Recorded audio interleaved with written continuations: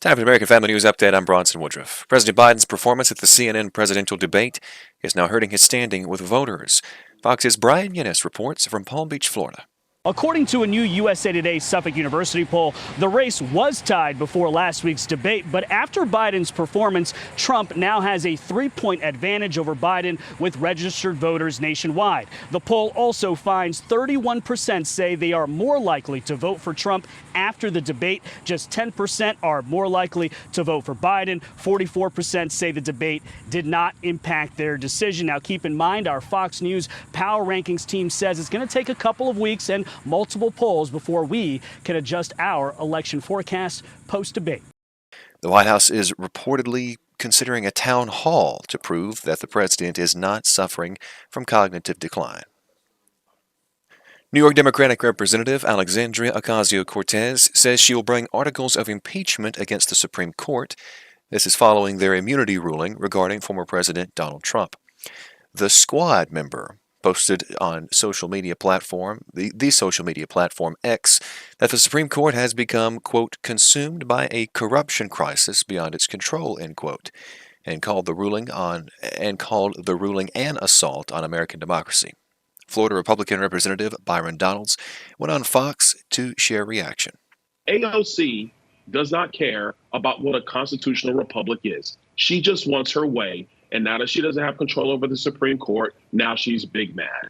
The court ruled that a president has absolute immunity for prosecution for, quote, actions within his conclusive and preclusive constitutional authority, end quote, and, quote, presumptive immunity for official acts, but no immunity for unofficial acts.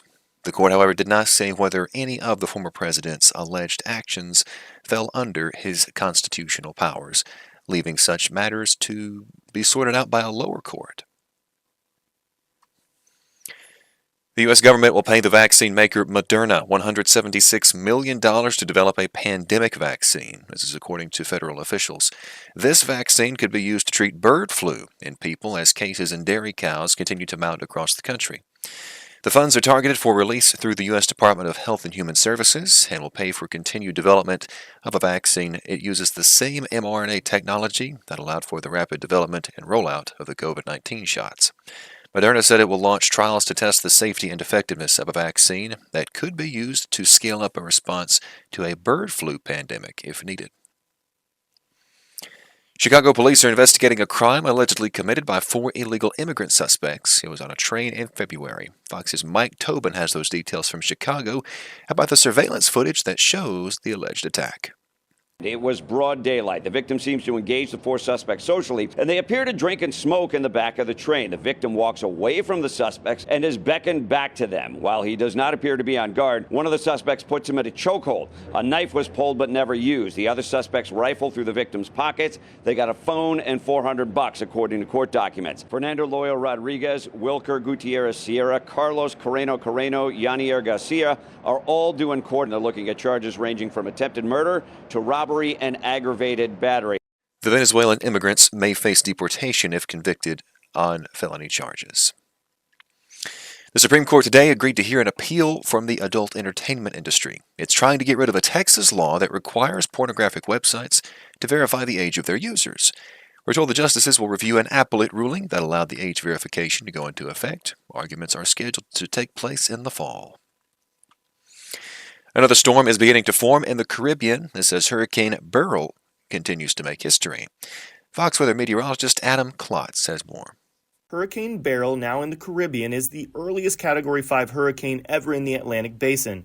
The powerful storm ran over the Lesser Antilles on Monday night and will now pass near or over Jamaica on Wednesday.